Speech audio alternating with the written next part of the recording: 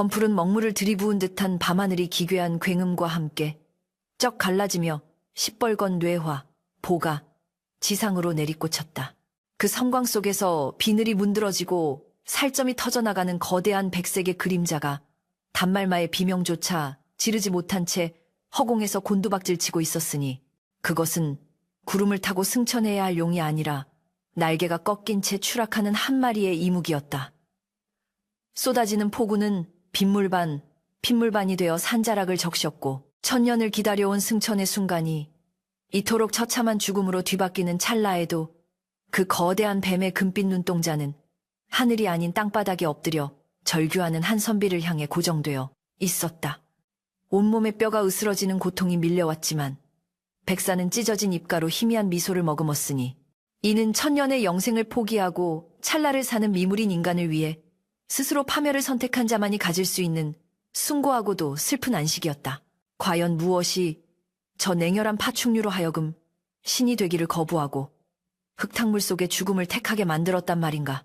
이 비극의 시작은 억수같이 비가 쏟아지던 어느 늦가을 산기슭으로 거슬러 올라간다. 시간을 되돌려 아직 산천초목이 붉게 물들기 전에 어느 날 강원도 깊은 골짜기 오두막에는 최치원이라 불리는 젊은 선비가 살고 있었는데 그의 집안 형편은 찢어지게 가난하여 끼니를 잇는 것조차 버거운 지경이었다. 다 사가 빠진 문풍지 사이로 황소바람이 들이치고 천장에서는 빗물이 뚝뚝 떨어져 방바닥에 놓인 질그릇에 고이는 처량한 신세였으나 최치원은 흐트러짐 없는 자세로 앉아 묵은 책장을 넘길 뿐이었다. 군자는 공궁함 속에서도 돌을 잃지 않아야 한다고 했거늘 내 비록 배가 고파 창자가 끊어지는 듯하나 글 읽는 즐거움마저 포기할 수는 없다. 그는 스스로를 다독이며 희미한 호롱불 아래서 글자 하나하나를 씹어 삼키듯 읽어 내려갔지만 꼬르륵거리는 뱃속의 아우성은 선비의 고고한 정신력으로도 어찌할 수 없는 생존의 본능이어서 그는 결국 책을 덮고 한숨을 내쉬며 밖을 내다보았다. 밖에는 며칠째 궂은 비가 추적추적 내리고 있었고 땔감마저 떨어져 냉골이 된 방구석은 마치 얼음장과도 같았기에 그는 몸을 녹일 나무라도 좀 주워올 요량으로 지게를 지고 산을 향해 무거운 발걸음을 옮겼다. 산길은 험하고 미끄러웠으며 안개마저 자욱하게 끼어 한 치 앞을 분간하기 어려웠는데 젖은 낙엽 썩는 냄새와 축축한 흙내음이 코끝을 찔렀다. 최치원이 비탈진 곳을 지나 바위 틈 사이로 삐져나온 말은 가지를 꺾으려 할 때 어디선가 쇠긁는 듯한 거친 숨소리와 함께 비릿한 피냄새가 바람을 타고 날아와 그의 발목을 붙잡았다. 이 깊은 산중에 짐승이 다쳤는가? 아니면 길 잃은 사람인가? 그는 두려움이 앞섰으나 타고난 측은지심을 외면할 수 없어 소리가 나는 쪽으로 조심스레 다가갔고 수풀을 헤치자 드러난 광경에 그는 그만 다리가 풀려 털썩 주저앉고 말았다. 그곳에는 어른 허벅지보다 더 굵은 백사 한 마리가 날카로운 바위 틈에 몸이 끼어 있었는데 하얀 비늘은 곳곳이 찢겨나가 붉은 선혈이 낭자했고 고통에 몸부림치며 낼름거리는 혀끝은 파르르 떨리고 있었다. 보통 사람 같았으면 기겁을 하여 도망쳤을 터이나 최치원은 그 뱀의 눈을 보는 순간 기이한 느낌을 받았다. 뱀의 눈동자는 살기를 띠기보다는 마치 살려달라고 애원하는 사람의 눈처럼 깊고 슬픈 빛을 담고 있었기 때문이다. 최치원은 잠시 망설이다가 지게를 내려놓고 떨리는 손으로 뱀에게 다가가 말을 건넸다. 네가 비록 털 달린 짐승은 아니나 생명이 있는 것이니 내 너를 외면하고 어찌 군자라 하겠느냐. 내 너를 구해줄 터이니 부디 나를 해치지 말거라. 말이 통할 리 없는 짐승에게 건네는 혼잣말이었으나 신기하게도 고통에 몸부림치던 백사는 그의 목소리를 듣자 거짓말처럼 움직임을 멈추고 그를 빤히 응시했다. 최치원은 뱀의 몸을 짓누르고 있는 바위를 젖먹던 힘까지 짜내어 들어 올렸고 뱀이 빠져나올 틈을 만들어주자 백사는 스르르 몸을 빼내었으나 상처가 너무 깊어 멀리 가지 못하고 다시 축 늘어졌다. 찢어진 상처 사이로 붉은 살점이 훤히 들여다보이는 것이 당장이라도 숨이 끊어질 듯 위태로워 보였다. 최치원은 입고 있던 낡은 저고리의 옷고름을 주저없이 찢어뱀의 상처 부위를 동염해 주었고 산을 오르며 캐두었던 귀한 약초를 입으로 잘근잘근 씹어 으깬 뒤 상처에 정성스레 발라주었다. 차가운 뱀의 비늘, 감촉이 손끝에 닿을 때마다 소름이 돋았지만 그는 땀을 뻘뻘 흘리며 치료를 멈추지 않았으니 이는 목숨은 귀천이 없다는 그의 올곧은 신념 때문이었다. 한참의 시간이 흐르고 치료를 마친 최치원이 땀을 닦으며 일어서자 기력을 조금 회복한 백사는 숲으로 사라지는 대신 그 자리에서 또아리를 틀고 머리를 조아리듯 위아래로 흔들었다. 이제 가거라. 산짐승이 다니는 곳은 위험하니 부디 몸조심하고. 최치원은 뱀을 향해 손을 흔들어주고는 다시 지게를 지고 산을 내려왔으나 집에 도착해 살인문을 열었을 때 그는 자신의 눈을 의심할 수밖에 없었다. 아까 산에서 구해준 그 백사가 어느새 그보다 먼저 와서 마당 한구석 평상 아래 웅크리고 있는 것이 아닌가. 허! 네가 어찌 여기까지 따라왔느냐? 내 집은 누추하여 너를 먹여 살릴 곡식도 없거늘. 그가 난감한 표정으로 중얼거렸지만 백사는 그저 조용히 혀를 날름거릴 뿐 공격할 기미는 전혀 보이지 않았고 오히려 최치원의 낡은 신발 옆에 가만히 턱을 괴고 눕는 것이 마치 충직한 개와 다를 바 없었다. 그때부터 기묘한 동거가 시작되었는데 백사는 낮이면 어디론가 사라졌다가 밤이 되면 어김없이 돌아와 최치원의 방문턱 아래서 잠을 청했고 최치원이 글을 읽을 때면 창호지 문에 비친 그림자로 그의 곁을 지켰다. 마을 사람들은 최치원의 집에 큰 뱀이 산다는 소문을 듣고 기겁을 하며 근처에 얼씬도 하지 않았으나 최치원은 개의치 않았다. 오히려 그는 뱀에게 백운, 바운이라는 이름을 지어주고 말동무 삼아 자신의 신세 한탄이나 책 속의 구절을 읊어주곤 했다. 백운아, 오늘은 공자께서 말씀하시길 인연, 한 사람을 사랑하는 것이라 하셨다.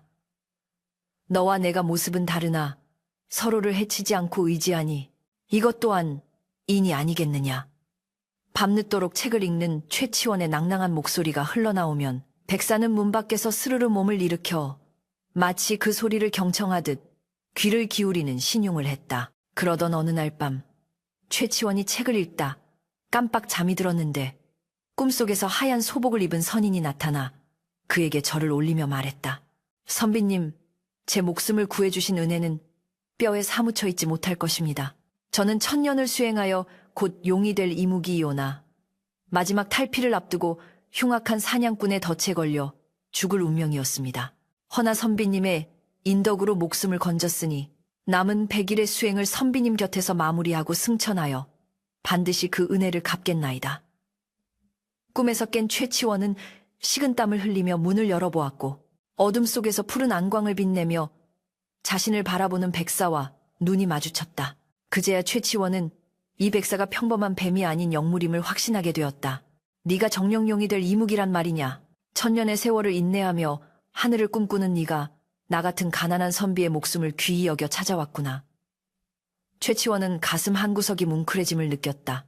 세상 사람들은 그의 가난을 비웃고 그의 학식을 알아주지 않아 멸시했으나 저 미물은 자신의 진심을 알아주고 은혜를 갚으려 한다는 사실에 인간 세상의 야박함보다 짐승의 의리가 더 낫다는 생각마저 들었다. 그날 이후로 최치원은 백사를 더욱 극진히 대했다.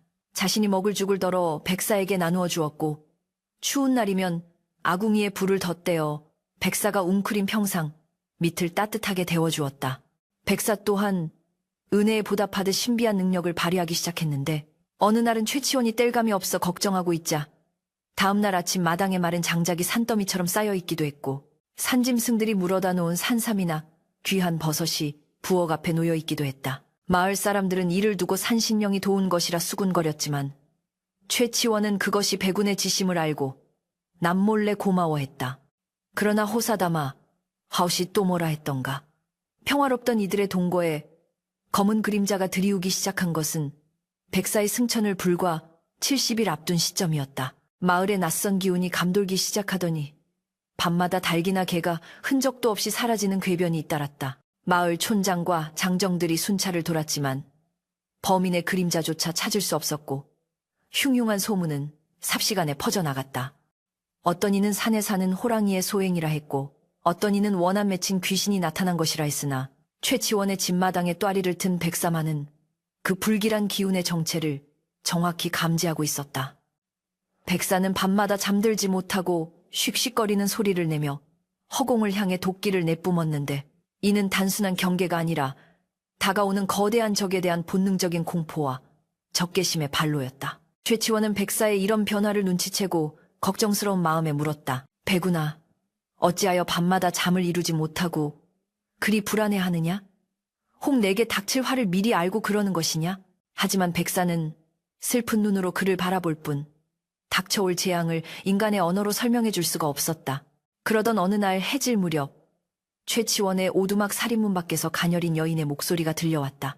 지나가는 과객이 온데 날이 저물어갈 곳을 잃었으니 하룻밤만 묵어갈 수 있겠습니까? 최치원이 문을 열고 나가보니 그곳에는 비단 옷을 입은 절세미인이 서 있었다. 그녀의 피부는 백옥처럼 희고 입술은 앵두같이 붉었으나 묘하게도 눈꼬리가 치켜 올라가 있고 몸에서 은은한 향내가 나는 것이 어딘가 현실의 사람 같지 않은 몽환적인 분위기를 풍겼다.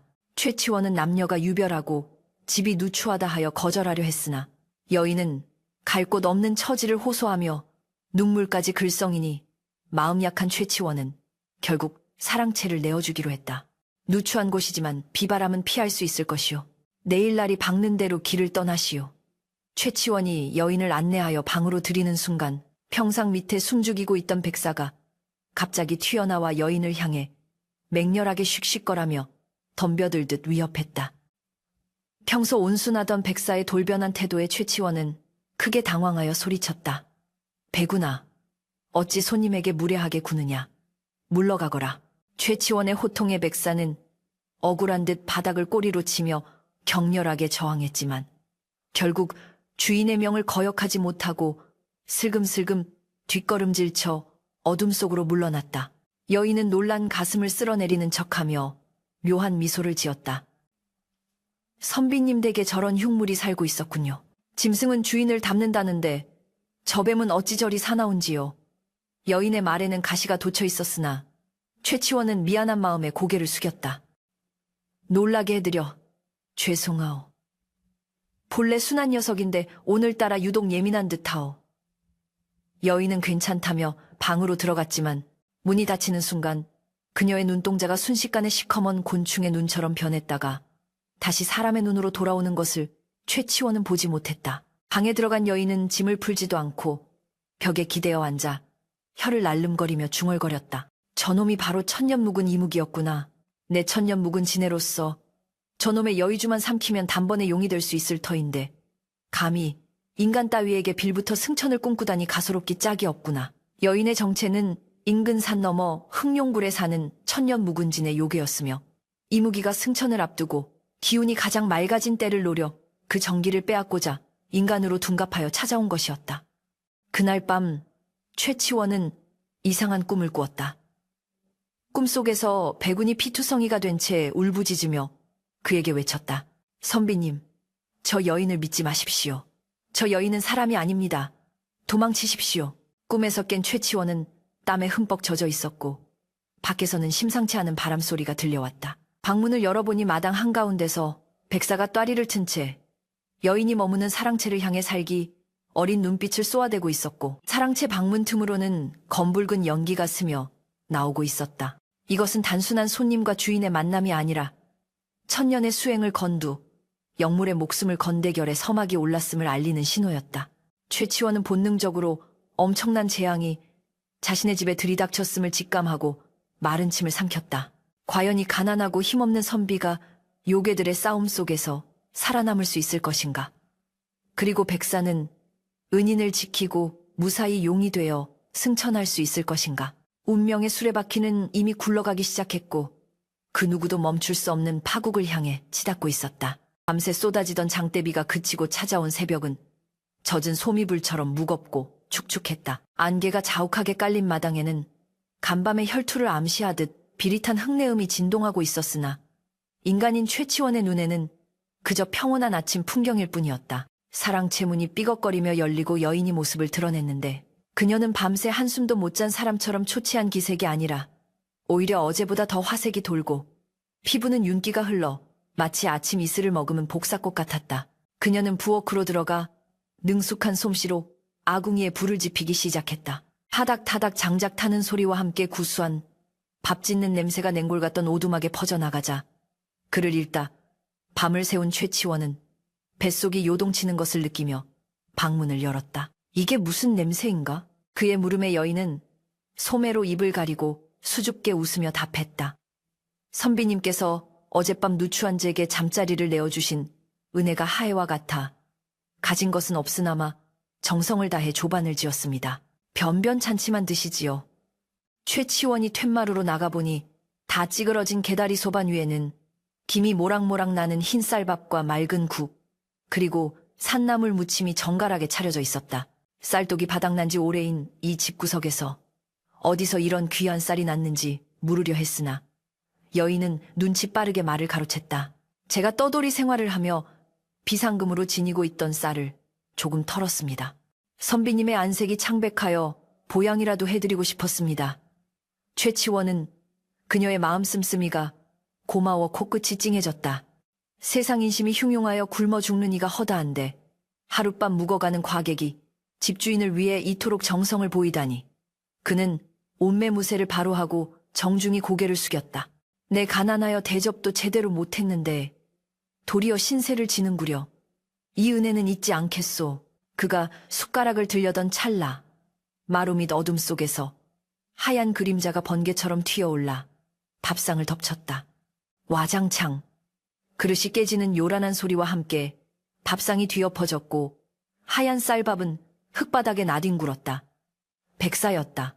배구는 엎어진 밥그릇 위에서 맹렬하게 씩씩거라며 붉은 혀를 날름거렸고 그 눈빛은 여인을 향해 살기를 뿜어내고 있었다. 최치원은 너무나 놀라 입을 다물지 못했다. 평소 얌전하고 영리하던 배군이 주인의 밥상을 엎다니 이는 전례 없는 일이었다. 배군아, 내 이놈, 이게 무슨 행패냐? 최치원의 불호령이 떨어졌지만 백사는 물러서지 않고 오히려 최치원의 앞을 가로막으며 꼬리로 바닥을 탁탁 쳤다. 그것은 드시면 안 됩니다. 위험합니다라고 온몸으로 외치는 필사적인 경고였다.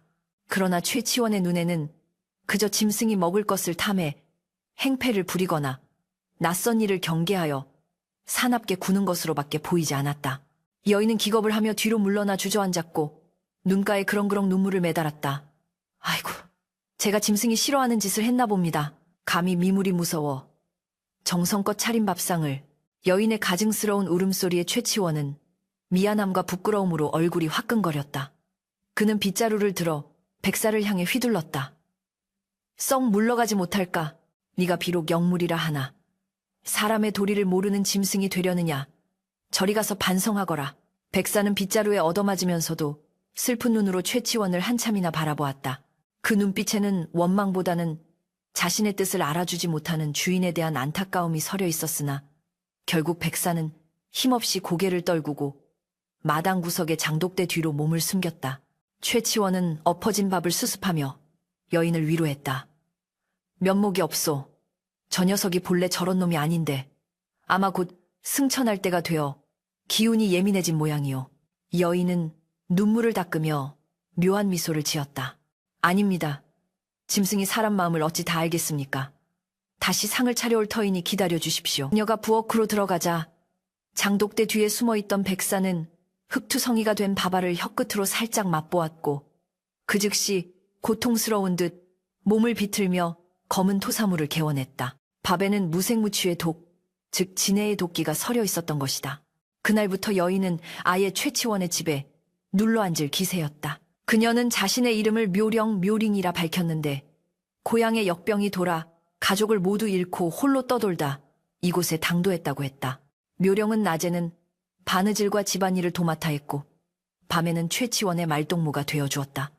그녀의 목소리는 꾀꼬리처럼 고와서 듣는 이의 혼을 쏙 빼놓았고 그녀가 짓는 밥을 먹을 때마다 최치원은 묘한 나른함과 함께 기분이 몽롱해지는 것을 느꼈다. 그것은 편안함이 아니라 서서히 영혼이 잠식당하는 과정이었으나 오랜 고독과 가난에 지친 최치원은 그 달콤한 독을 따스한 위로라 착각하고 있었다. 선비님, 이 깊은 산골에서 홀로 학문을 닦으시는 모습이 참으로 존경스럽습니다. 제가 곁에서 시중을 들어드릴 테니 부디 저를 내치지 말아주십시오. 묘령이 촛불 아래서 그윽한 눈빛으로 바라볼 때면 최치원은 자신도 모르게 얼굴을 붉히며 고개를 끄덕이곤 했다. 하지만 백사, 백운의 시간은 지옥과도 같았다. 묘령이 온 뒤로 백운은 단 한순간도 마음 놓고 잠들 수 없었다. 낮에는 묘령이 최치원에게 건네는 음식과 차자를 감시해야 했고, 밤이 되면 묘령의 방에서 흘러나오는 검은 욕이 야오희를 막아내야 했다. 묘령은 밤이 깊어지면 본색을 드러내어 방문 틈으로 가느다란 검은 연기를 피워 올렸는데, 이 연기는 잠든 최치원의 코와 입으로 스며들어 전기를 빨아들이는 사악한 주술이었다. 백운은 매일 밤 최치원의 방문 앞에 또아리를 틀고 앉아 자신이 천년 동안 모아온 여의주의 순수한 기운을 방출하여 그 검은 연기를 막아내는 결계를 쳤다. 치익, 치익. 묘령의 도끼와 백운의 연기가 충돌할 때마다 타는 냄새가 났고, 백운의 하얀 비늘은 도끼에 그을려 점차 거무튀튀하게 변해갔다. 승천을 위해 온전하게 보존해야 할 힘을 인간을 지키는 데 쏟아붓고 있었기에 백운의 몸은 날이 갈수록 야위어갔고 눈빛 또한 흐릿해졌다. 어느 날 밤 묘령이 최치원에게 술을 한 잔 권했다. 선비님, 오늘은 달이 참 밝습니다. 이 술은 제가 산머루로 직접 빚은 것이니 한 잔 드시고 시름을 잊으시지요. 그 술잔에는 묘령의 타액, 즉 진해의 마비독이 섞여 있었다. 최치원이 술잔을 입에 가져가려는 순간 어디선가 날아온 돌멩이가 술잔을 쳐서 깨뜨렸다. 백운이었다. 백운은 이제 힘이 빠져 몸으로 들이받을 기력조차 없어 꼬리로 돌을 튕겨낸 것이었다. 또 너냐? 최치원은 화가 머리끝까지 치밀어 올랐다. 연일 계속되는 백운의 방해. 공작에 지칠 대로 지친 그는 급기야 마당에 있는 지게 작대기를 집어들었다. 은혜를 원수로 갚는다는 말이 너를 두고 하는 말이구나. 손님이 주는 술 한 잔도 못 마시게 한단 말이냐. 최치원이 휘두른 작대기가 백운의 등허리를 강타했다. 퍽! 둔탁한 소리와 함께 백운이 고통스러운 비명을 삼키며 바닥을 굴렀다. 이미 도끼에 중독되어 비늘이 약해진 상태에서 주인의 매질까지 당하니 그 고통은 살이 찢기는 듯했다. 그러나 백운은 도망가지 않았다.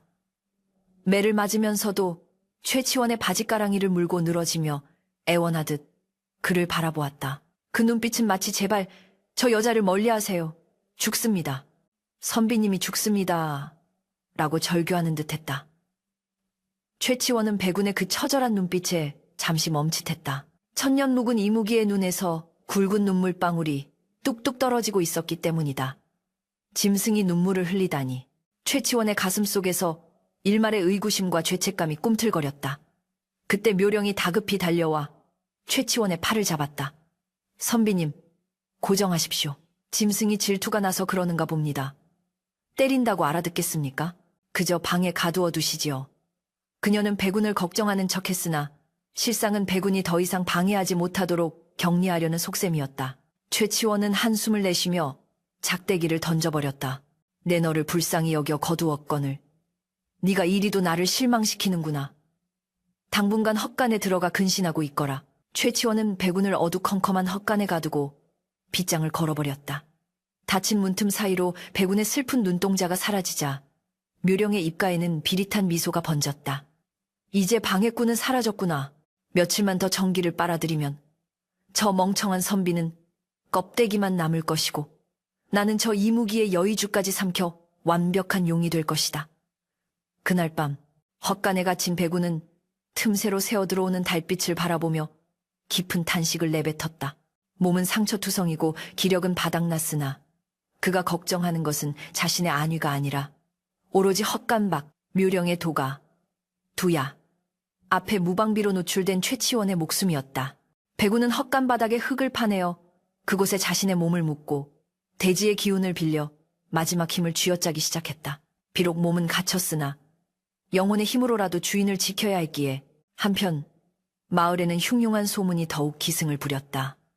최치원의 집 근처를 지나던 나무꾼이 보았다는 이야기는 섬뜩하게 그지없었다. 글쎄, 그 선비네 집 그림자가 이상하더란 말일세. 달빛에 비친 선비의 방 그림자를 보았는데 사람은 2명인데 그림자는 하나는 사람이고 다른 하나는 다리가 수백 개 달린 거대한 벌레 모양이었다니까.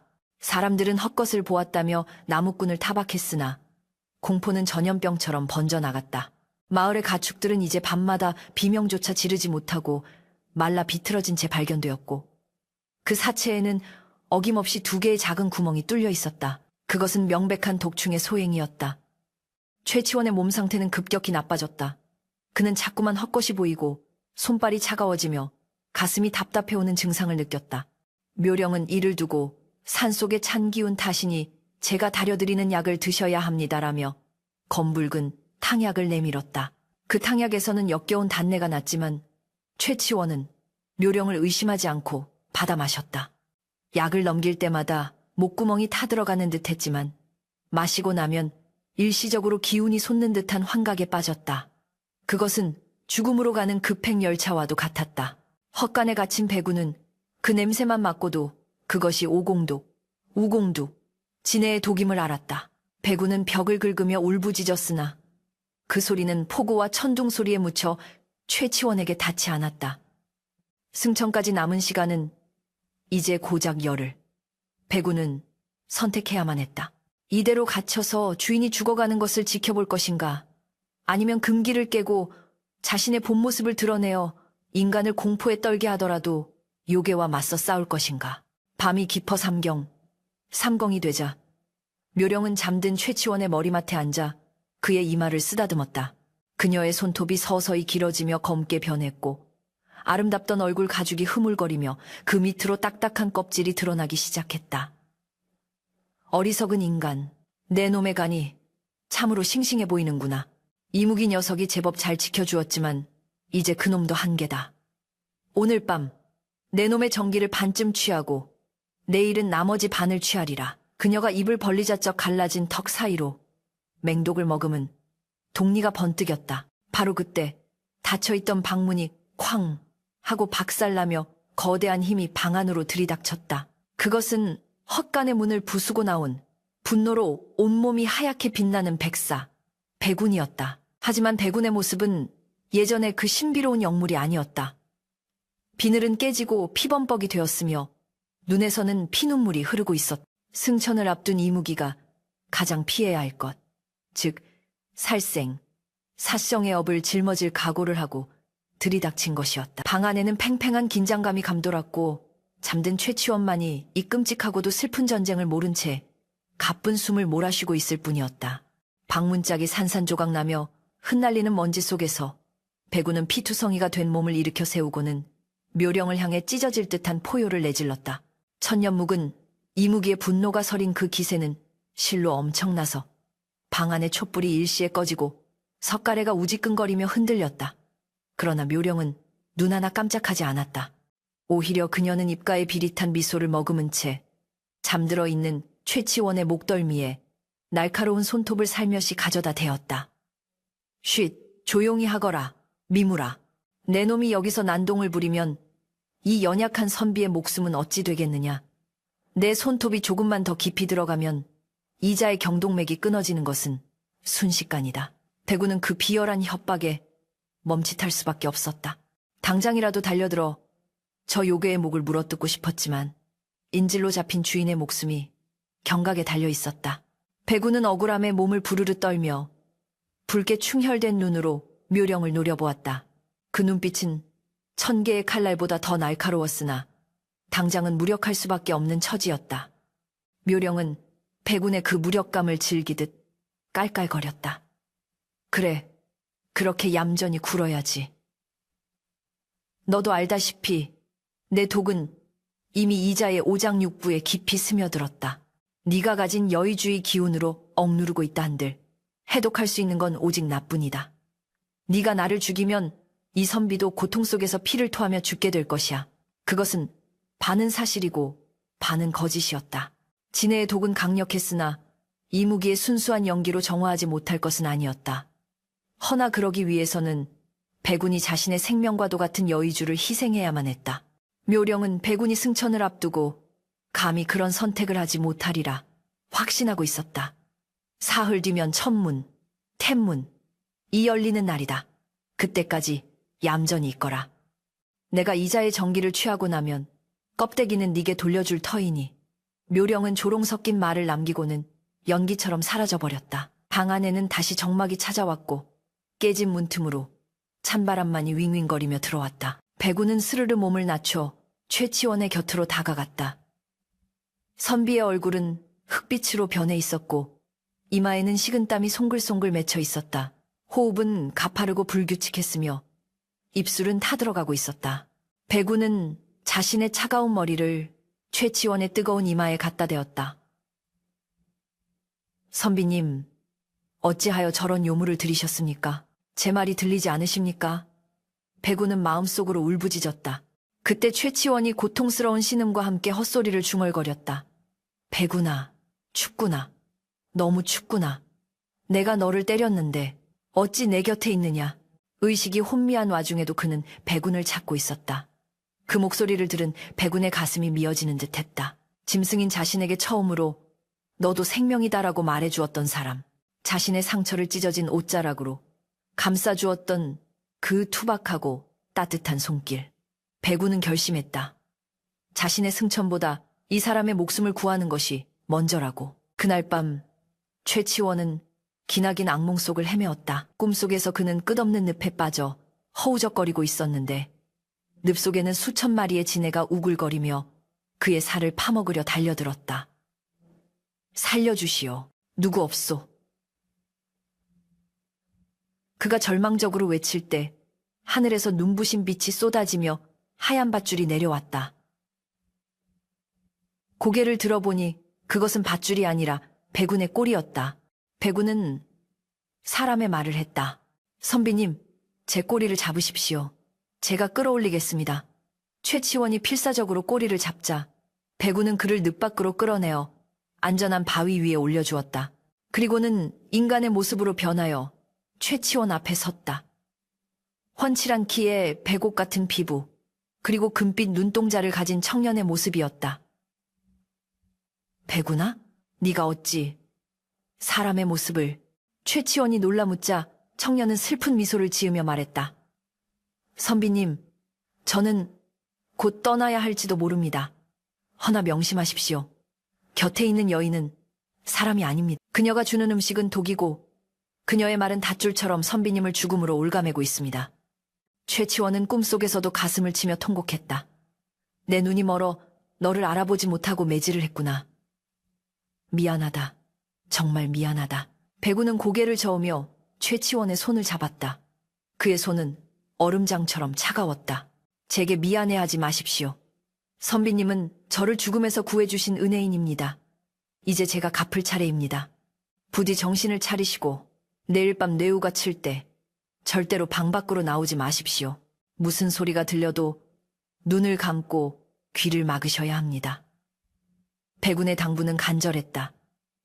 꿈에서 깨어난 최치원은 온몸이 땀으로 젖어 있었고 창밖근동이 터오고 있었다. 머리는 깨질 듯 아팠지만 꿈속의 대화는 생생하게 남아있었다. 방구석을 보니 배군은 보이지 않았고 묘령이 들고 왔던 탕약 그릇만이 덩그러니 놓여 있었다. 최치원은 떨리는 손으로 그릇을 들어 냄새를 맡아보았다. 전에는 달콤하게만 느껴지던 그 향기 속에서 이제는 역겨운 비린내와 썩은 내가 진동하고 있음을 깨달았다. 아, 내가 도깨비에 홀렸었구나. 내 어리석음이 배군이를 사지로 몰았구나. 최치원은 비틀거리는 몸을 이끌고 밖으로 나갔다. 마당에는 배군이 또아리를 튼 채 깊은 잠에 빠져있는 듯했다. 하지만 가까이 다가가 보니 배군의 몸에서는 희미한 광채가 뿜어져 나오고 있었는데 그것은 단순한 수면이 아니라 자신의 내공을 운기조식하여 결전을 준비하는 모습이었다. 비늘 곳곳에 맺힌 핏자국과 멍들은 그가 겪은 고초를 말해주고 있었다. 최치원은 배군의 몸을 쓰다듬으며 하염없이 눈물을 흘렸다. 미안하다. 미안하다. 그때 뒤에서 서늘한 인기척이 느껴졌다. 어머, 선비님. 몸도 편치 않으신데 찬바람을 쐬시면 어찌합니까? 묘령이었다. 그녀는 여전히 걱정스러운 표정을 짓고 있었으나 최치원의 눈에는 이제 그녀의 아름다운 얼굴 뒤에 숨겨진 흉측한 진해의 형상이 겹쳐 보였다. 최치원은 솟구치는 공포와 분노를 억누르며 태어난 척 연기했다. 밤새 악몽을 꾸어 잠시 바람을 쐬러 나왔소. 내 몸이 내 몸 같지 않구려. 묘령은 회심의 미소를 지으며 다가와 최치원을 부축했다. 그러게 제가 드린 약을 꼬박꼬박 드셔야지요.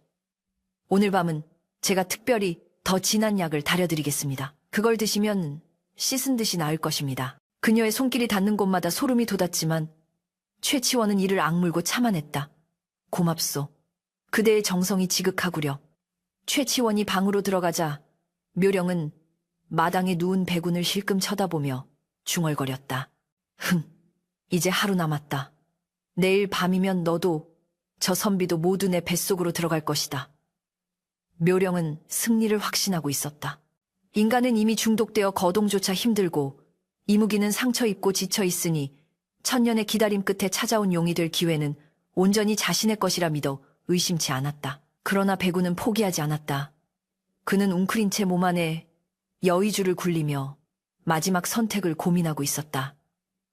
여의주는 천년의 수행으로 빚어낸 영혼의 결정체였다.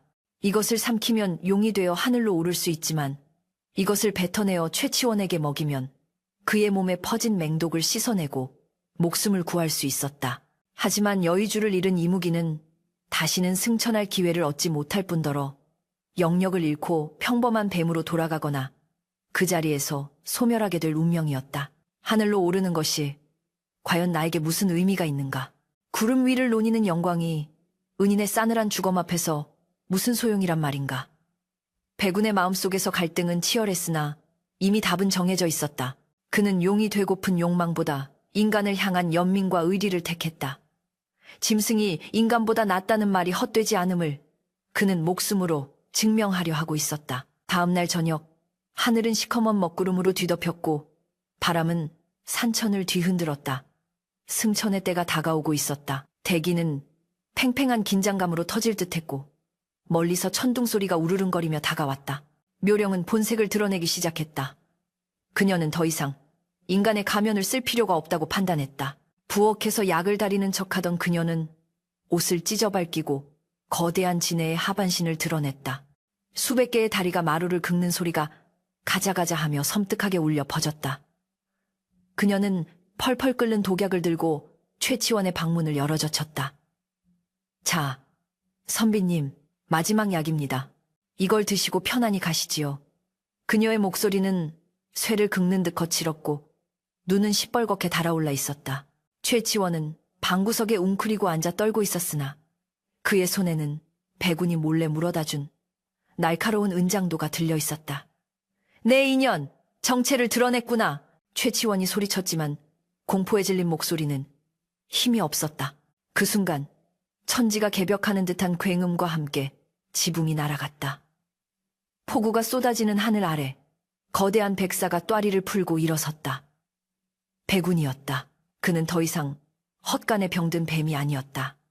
온몸에서 눈부신 은광, 근광을 뿜어내며 묘령을 내려다보는 그의 눈빛은 위엄과 분노로 가득 차 있었다. 사악한 요무라, 감히 내 은인을 해하려 하느냐. 백운의 포효는 천둥 소리마저 압도했다. 묘령은 잠시 주춤했으나 이내 표독스러운 웃음을 터뜨렸다. 하하하, 꼴의 영물이라고 마지막 발악을 하는구나. 좋다. 오늘 내 놈의 여의주까지 씹어 삼켜주마.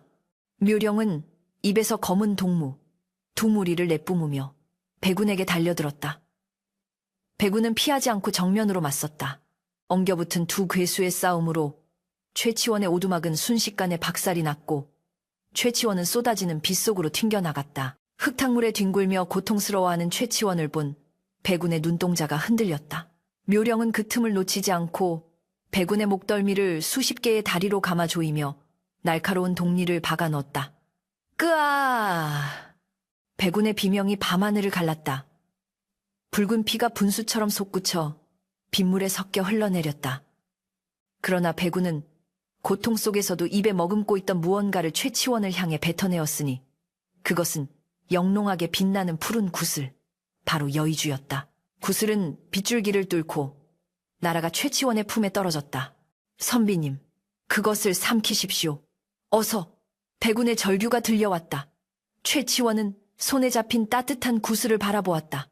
이것이 무엇인지, 백운이 이것을 내어준다는 것이 어떤 의미인지 그는 본능적으로 알 수 있었다. 안 된다, 백운아. 이걸 주면 너는 어찌 된단 말이냐. 최치원은 울부짖으며 구슬을 삼키지 못하고 주저했다. 멍청한 놈. 그걸 삼키면 넌 살지만 저 뱀은 영원히 흙바닥을 기게 될 것이다. 차라리 내게 넘겨라. 묘령이 백운의 몸을 휘감은 채 최치원 쪽으로 기어오며 소리쳤다. 백운은 온몸의 뼈가 으스러지는 고통 속에서도 묘령을 필사적으로 붙잡으며 외쳤다. 제발, 제 천년의 세월이 헛되지 않게 해주십시오. 선비님이 사셔야 제가 삽니다. 어서 삼키십시오. 백운의 눈에서 흐르는 피눈물이 최치원의 가슴을 후벼 팠다. 최치원은 흐르는 눈물과 빗물을 함께 삼키며 떨리는 손으로 여의주를 입에 넣었다. 구슬이 목구멍을 넘어가는 순간 그의 몸 안에서 뜨거운 기운이 폭발하듯 솟구쳤다. 검게 죽어가던 핏줄에 생기가 돌고 흐릿하던 눈동자에 총기가 돌아왔다. 백운의 천년 수행이 고스란히 최치원의 생명이 된 것이었다.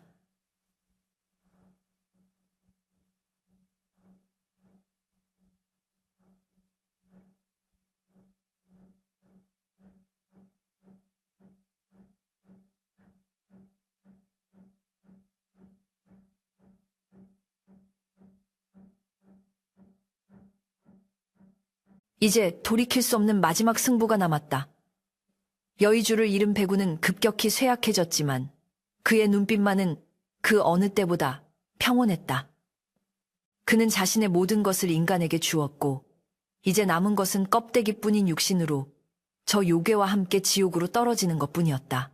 하늘에서는 승천을 알리는 뇌성병력이 치고 있었으나 백운은 하늘을 보지 않았다. 그는 오직 땅, 최치원이 살아 숨쉬는 그 땅만을 바라보며 마지막 남은 힘을 짜내어 묘령의 몸통을 칭칭 감았다. 가자, 이 더러운 요물아. 나와 함께 지옥으로. 여의주가 식도를 타고 넘어가 단전단덴의 자리를 잡는 순간 최치원의 몸 안에서는 마치 태양을 삼킨 듯한 뜨거운 열기가 폭발했다. 그 열기는 시커멓게 죽어가던 혈관을 타고 순식간에 전신으로 퍼져나가며 뼛속 깊이 박혀있던 진해의 맹독을 태워 없앴고 흐릿하던 시야가 대낮처럼 환하게 밝아지며 빗방울이 떨어지는 소리 하나하나가 북소리처럼 선명하게 들려오기 시작했다. 이것은 인간의 감각이 아니었으니 천년 동안 천지 기운을 머금은 이무기의 영역이 범인의 육신에 깃들며 일어난 기적 같은 개벽 칼픽이었다. 그러나 그 기적의 대가는 참혹했으니 자신의 모든 힘을 내어준 백운은 이제 비늘 빠진 구렁이와 다를 바 없는 처참한 몰골로 진흙탕 속에 처박히고 말았다. 힘을 잃은 백운의 몸뚱이는 묘령의 거대한 다리들에 짓눌려 꿈틀거렸고 묘령은 승리를 확신한 듯 귀를 찢는 듯한 괴성을 지르며 백운의 목덜미를 물어뜯고 있었다. 크하하하. 멍청한 놈. 천년의 공들인 탑을 네 손으로 무너뜨리다니. 이제 그 여의주는 저 인간의 뱃속에서 녹아내릴 것이고 나는 저놈을 통째로 씹어먹어 기어이 용이 되고 말 것이다. 묘령의 탐욕스러운 외침이 번개 소리와 뒤섞여 지옥의 아수라장을 방불케 했다. 최치원은 끓어오르는 힘을 주체하지 못하고 비틀거리며 일어섰다. 눈앞에서 벌어지는 광경은 그의 가슴을 갈기갈기 찢어 놓았는데 자신을 살리기 위해 모든 것을 포기한 백운이 저 흉측한 요괴에게 유린당하고 있는 꼴을 차마 눈뜨고 볼 수 없었기 때문이다. 백운아, 버텨라. 내 너를 두고 혼자 살지 않을 것이다. 최치원이 포효하며 손에 쥐고 있던 은장도를 고쳐잡았다. 평소라면 다리가 후들거려서 있기도 힘들었을 샌님이었으나 여의주의 기운을 받은 그는 질풍노도와 같은 기세로 빗속을 뚫고 달려나갔다. 그는 묘령의 수많은 다리가 얽혀있는 몸통 사이로 파고들며 있는 힘껏 은장도를 꽂아내렸다. 푸! 둔탁한 소리와 함께 칼날이 묘령의 등껍질 틈새를 파고들었고 검붉은 독혈이 솟구쳐 최치원의 얼굴을 뒤덮었다. 예상치 못한 인간의 반격의 묘령은 고통스러운 비명을 지르며 백운을 조이고 있던 다리를 풀고 몸부림쳤다. 이 하찮은 인간놈이 감히 묘령이 도끼를 품은 꼬리를 휘둘러 최치원을 가격하려 했으나 최치원은 동물적인 감각으로 몸을 숙여 피하고는 다시 한번 칼을 찔러 넣었다. 그러나 인간의 힘으로 천년 묵은 요괴를 당해내기에는 역부족이었다. 분노한 묘령은 상처 입은 몸을 비틀어 최치원을 튕겨내고는 수십 개의 다리를 움직여 그를 포위에 들어왔다. 좋다. 순서가 바뀌었을 뿐이다. 내 놈부터 먼저 먹어치우고 여의주를 꺼내주마. 묘령의 입에서 뿜어져 나온 도관계가 최치원을 감싸려던 찰나 바닥에 쓰러져 있던 백운이 마지막 힘을 짜내어 용수철처럼 튀어올랐다. 비록 영력은 잃었으나 육신에 남은 야성, 예신과 은인을 지키겠다는 집념은 아직 살아있었던 것이다.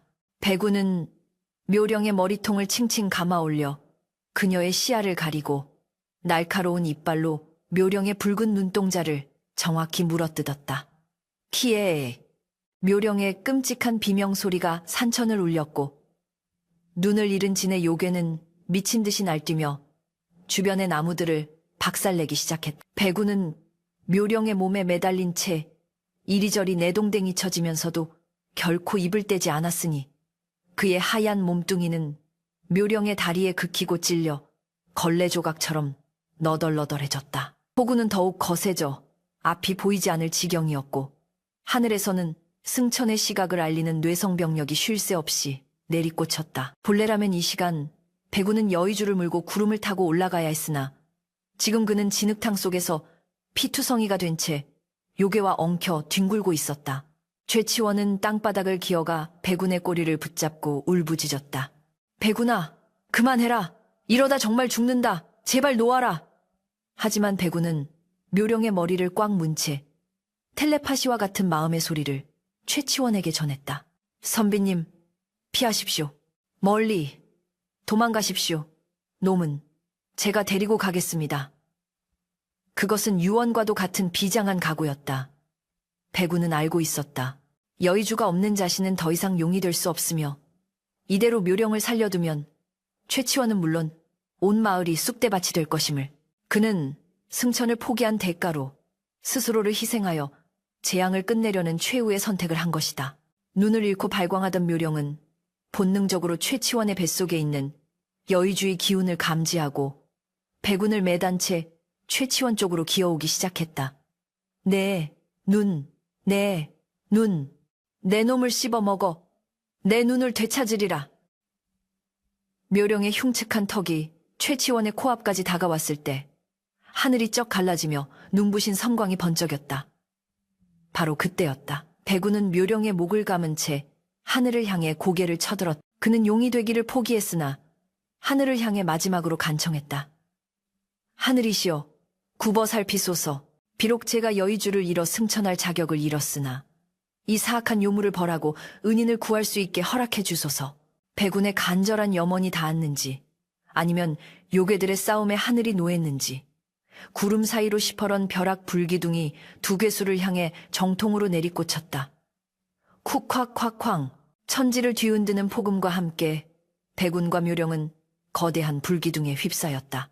그 충격으로 튕겨나간 최치원은 정신을 잃기 직전 불길 속에서 마지막 장면을 목격했다. 타오르는 화염 속에서 묘령은 고통에 몸부림치며 떨어져 나가려 발버둥 쳤으나 백운은 불에 타들어가는 몸으로 묘령을 더욱 단단히 올가매고 있었다.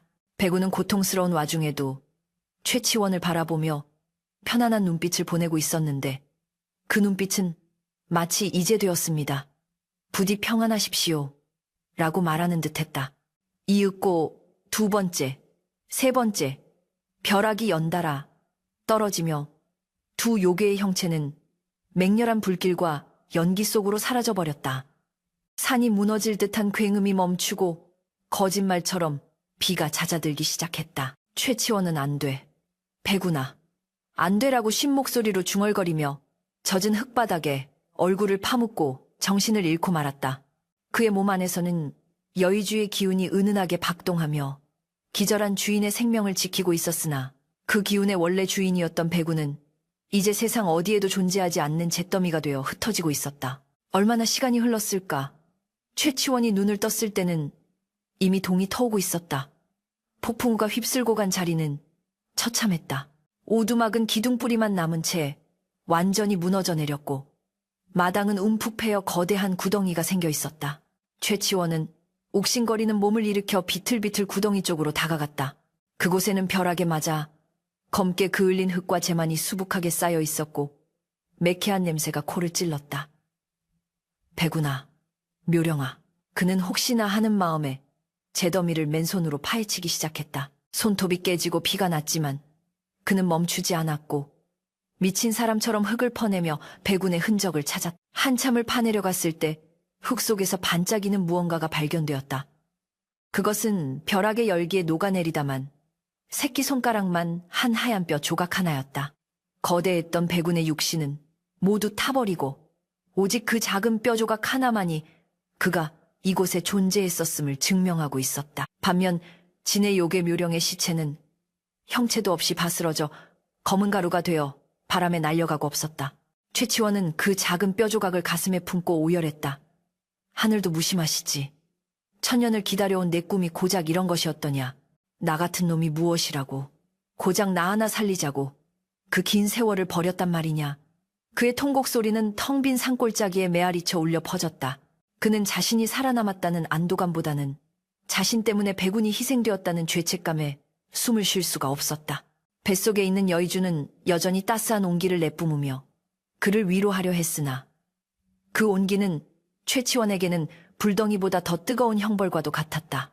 그는 백운이 자신에게 남긴 것이 단순한 목숨이 아니라 짐승도 지켜내는 의리와 희생이라는 무거운 가르침임을 뼈저리게 깨달았다. 그는 옷자락을 찢어 뼈 조각을 소중히 감싸고 양지바른 언덕 위로 올라갔다. 그곳은 평소 백운이 또아리를 들고 앉아 먼 산을 바라보며 승천을 꿈꾸던 자리였다. 최치원은 그곳에 뼈를 묻고 작은 돌무덤을 만들었다. 그리고 자신의 손가락을 깨물어 흐르는 피로 비석 대신 납작한 돌 위에 글을 썼다. 의사, 이셔, 백운지묘, 박운지무, 의로운 뱀백운의 무덤이라는 뜻이었다. 백운아, 비록 네가 육신을 입고 하늘로 오르지는 못하였으나 네 넋은 이미 그 어떤 용보다 더 높고 존귀한 곳에 닿았을 것이다. 내 평생 너를 잊지 않고 기릴 것이니 부디 그곳에서는 고통 없이 편히 쉬거라. 최치원이 절을 올리자 신기하게도 무덤가에 맑은 바람이 불어와 그의 젖은 머리카락을 쓰다듬고 지나갔다. 그리고 맑게 갠 하늘에는 오색 찬란한 무지개가 떠올라 백운의 무덤과 하늘을 이어주고 있었으니 마치 하늘이 그의 희생을 가상히 여겨 뒤늦게나마 천문태문을 열어주는 듯한 모습이었다. 최치원은 그 무지개를 하염없이 바라보며 이제는 돌아올 수 없는 친구를 향한 그리움을 삼켰다. 그 후로 최치원은 완전히 다른 사람이 되었다. 여의주의 기운 덕분인지 그는 총명함이 더해졌고 몸에서는 범접할 수 없는 기품이 흘러나왔다. 그러나 그는 과거에 급제하여 출세하는 길을 택하지 않았다. 대신 그는 그 산골 오두막을 다시 짓고 평생을 백운의 무덤을 지키며 살아가기로 결심했다.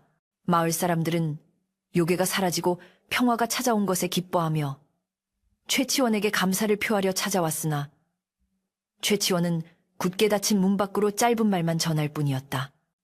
나를 구한 것은 내가 아니요 짐승이라 불리던 벗이었습니다. 그 벗을 위해 조용히 살게 해주시오. 사람들은 그제야 백운의 사연을 전해 듣고 자신들이 흉물이라 손가락질했던 뱀이 사실은 마을을 구하고 주인을 살린 영물이었음을 깨닫고 부끄러워 고개를 들지 못했다. 세월이 흘러 최치원의 머리에 서리가 내릴 무렵 그의 명성은 백사선비라는 이름으로 인근 고을에 자자하게 퍼졌다. 사람들은 그가 신비한 의술로 죽어가는 사람들을 살려낸다는 소문을 듣고 구름처럼 몰려들었다. 사실 그것은 의술이 아니라 최치원의 몸 안에 깃든 여의주의 기운을 조금씩 나누어 주는 것이었다. 최치원은 백운이 자신에게 베풀었던 것처럼 자신 또한 그 생명의 기운을 고통받는 이들에게 나누어 주는 것이 백운의 뜻을 잇는 길이라 믿었다. 이 힘은 내 것이 아니라 천년을 인내한 한 생명의 고귀한 선물이다. 그러니 대가 없이 나누는 것이 마땅하다. 그는 치료비 한 푼 받지 않고 병자들을 돌보았으며 밤이 되면 어김없이 백운의 무덤가에 앉아 술잔을 기울이며 예법과 대화를 나누었다.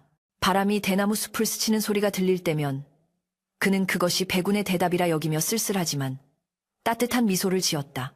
어느덧 최치원도 천수, 텐서를 다하여 세상을 떠날 날이 다가왔다.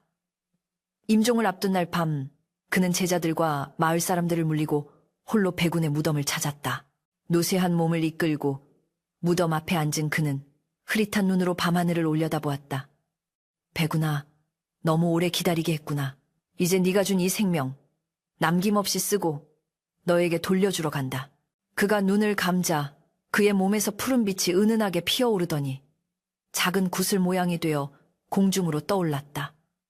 그것은 그가 평생 간직해온 여의주의 기운이었다.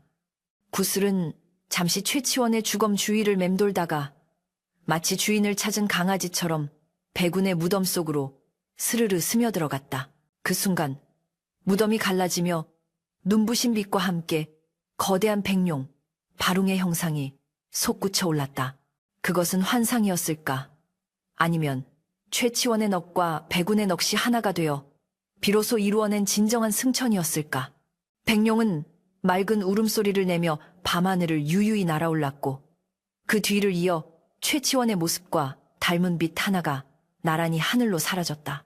다음 날 아침 마을 사람들은 최치원의 시신이 마치 잠든 듯 평온한 미소를 짓고 있는 것을 발견했고 백운의 무덤가에는 난생 처음 보는 하얀 꽃들이 만발해 그윽한 향기를 뿜어내고 있었다.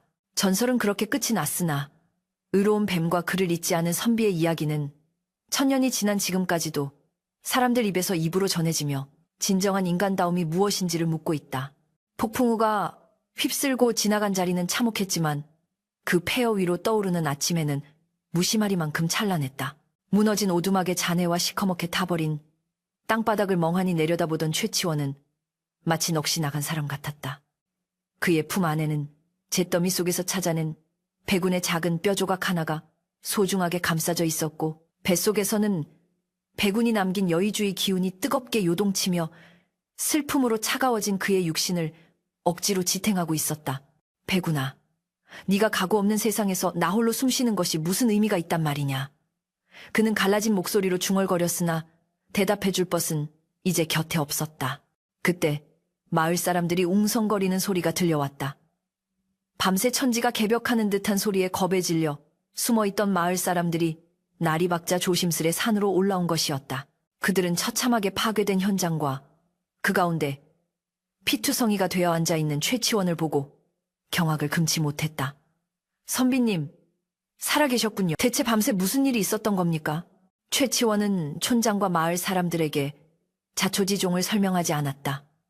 그저 묵묵히 몸을 일으켜 뼈 조각을 묻을 양지 바른 곳을 찾아 걸음을 옮길 뿐이었다. 사람들은 흉측한 진에 요괴에 타다 남은 잔해와 집터 주위에 흩어진 거대한 뱀의 비늘 조각들을 보고서야 지난밤 전설 속에서나 나올 법한 괴수들의 혈투가 있었음을 짐작하고 몸서리를 쳤다. 그리고 그 싸움의 중심에 늘 그들이 흉물이라 손가락질했던 백사가 있었으며 그 뱀이 자신들의 목숨까지 위협하던 요괴와 동기어진 동과유준 했음을 깨닫게 되었다. 촌장은 부끄러움에 고개를 숙이며 최치원의 뒤를 따랐다. 저희가 어리석어 영물을 알아보지 못했습니다. 선비님, 부디 저희가 그 넋을 기릴 수 있도록 허락해 주십시오. 최치원은 대답 대신 고개를 끄덕였고 마을 사람들은 합심하여 백운이 평소 즐겨 앉던 바위 언덕에 봉분을 짓고 제단을 마련했다. 장례는 사람의 것보다 더 정중하고 엄숙하게 치러졌다. 최치원은 상주가 되어 3년 동안 소복을 입고 백운의 무덤 곁을 지켰다. 그는 붓을 들어 비석에 글을 새기는 대신 매일 아침 무덤가에 피어난 들꽃을 꺾어 바치고 생전에 백운이 좋아했던 맑은 물 한 그릇을 떠놓는 것으로 하루를 시작했다.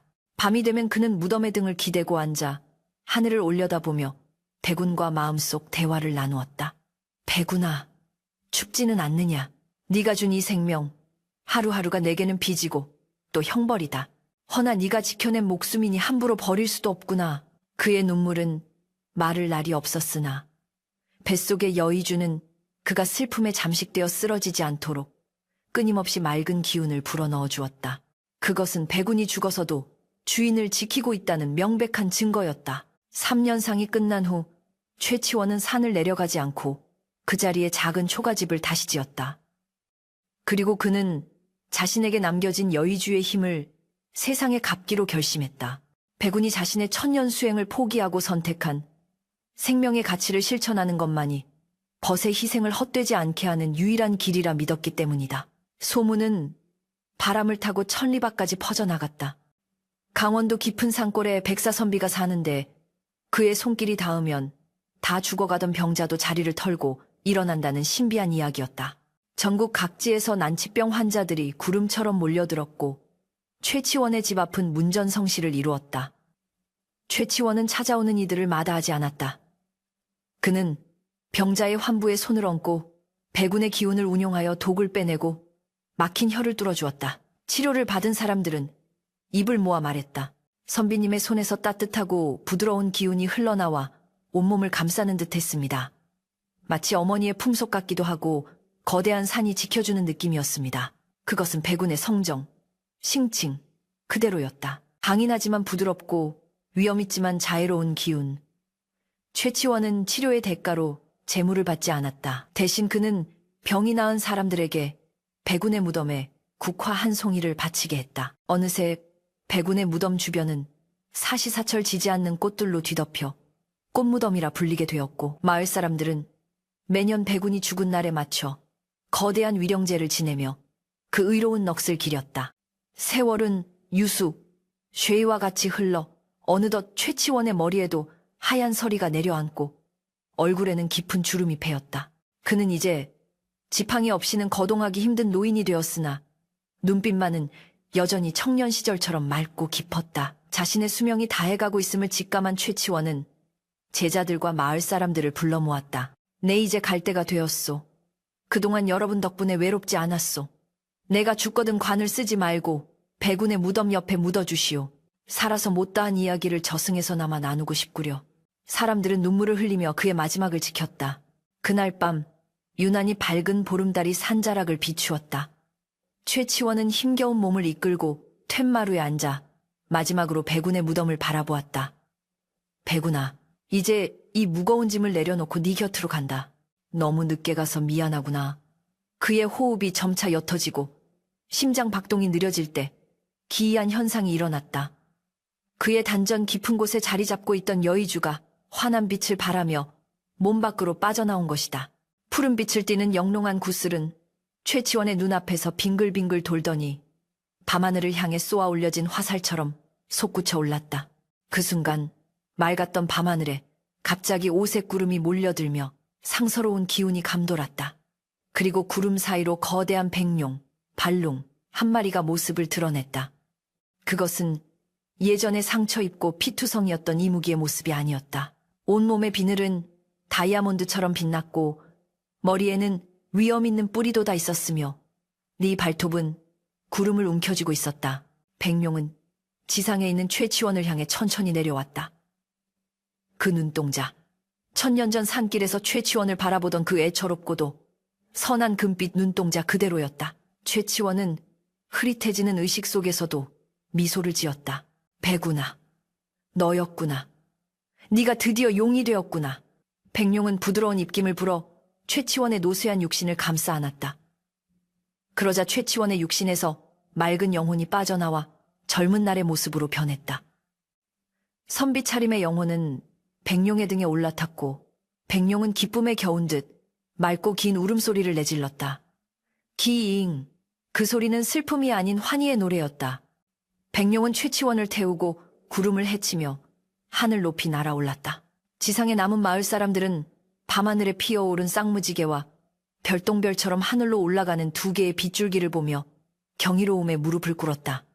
그것은 인간과 짐승의 경계를 넘어선 우정이 만들어낸 가장 아름다운 승천이었다. 다음 날 아침 마을 사람들은 최치원이 툇마루에 앉은 채 평온하게 숨을 거둔 것을 발견했다.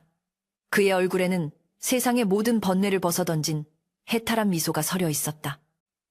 사람들은 유언대로 그를 배군의 무덤 바로 옆에 안장했다. 그 후로 그곳에는 신기한 일이 벌어졌다. 두 무덤 사이에서 서로 다른 두 그루의 나무가 자라났는데 하나는 하얀 껍질을 가진 자작나무였고 다른 하나는 붉은 꽃을 피우는 소나무였다.